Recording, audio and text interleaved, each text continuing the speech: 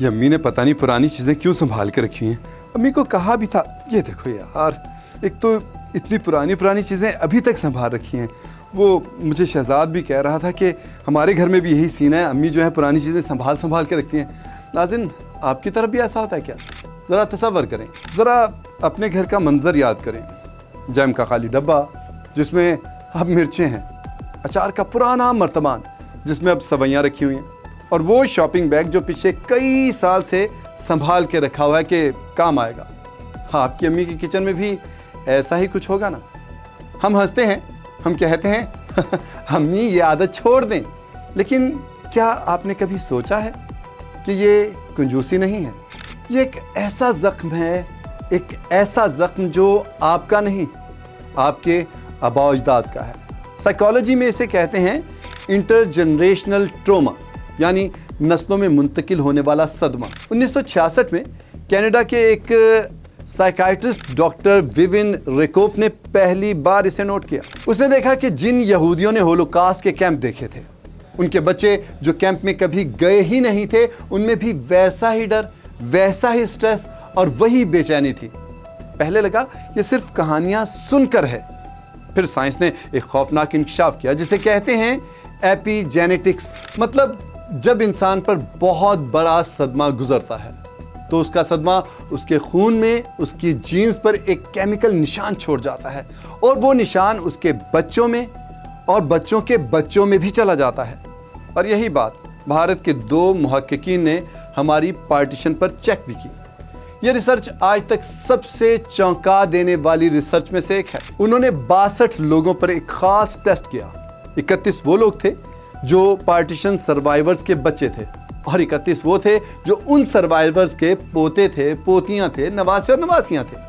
1947 की तकसीम सिर्फ ज़मीन की तकसीम नहीं थी, ये घरों, ख़ानदानों, रिश्तों और ज़िंदगियों की तकसीम थी। लाखों लोग अपनी ज़मीन, अपने घर, अपनी दुकानें, अपनी ज़मीनें, अपनी जमा पूंजी छोड़कर एक ऐसी जगह पहुँचे जहाँ उन्हें दोबारा सिफर से ज़िंदगी शुरू करनी थी।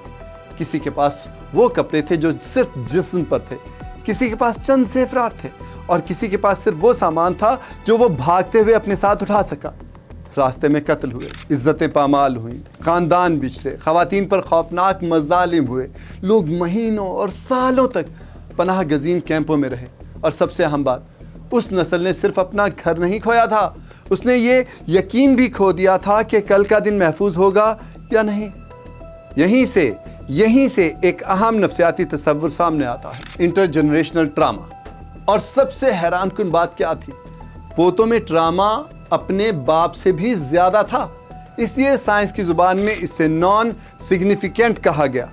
लेकिन हकीकत यह है कि 1947 को गुजरे कई साल हो गए, फिर भी जख्म कम नहीं हुआ, बढ़ रहा है। क्यों? इसकी 2 वजूहात रिसर्च बताती है। पहली वजह, the cycle of selective silence, यानी चुप का चक्कर। यानी खानदान में कुछ बातें बताई जाती हैं, लेकिन कुछ बातें खामोशी में दफन कर दी जाती हैं। बच्चे पूछते हैं, दादा आप पाकिस्तान कैसे आए थे?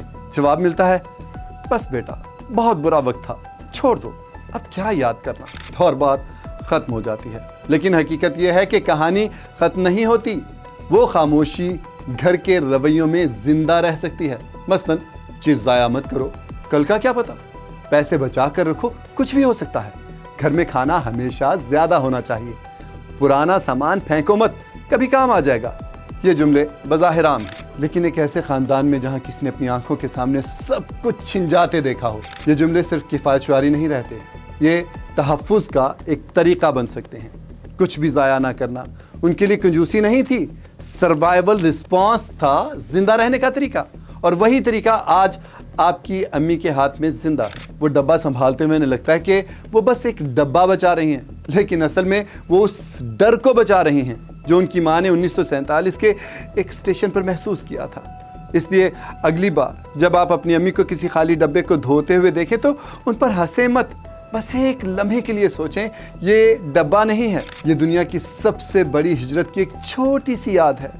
हो सकता है इसके पीछे एक ऐसी नस्ल की कहानी हो जिसने अपनी पूरी दुनिया एक दिन में खो दी थी। और हकीकत है ऐसा ही होता है, इसलिए हंसे मत, मजाक मत उड़ाएं, یا اس کو کوئی ایسی بات مت سمجھیں جس میں ان کی تضحیک ہوتی ہو.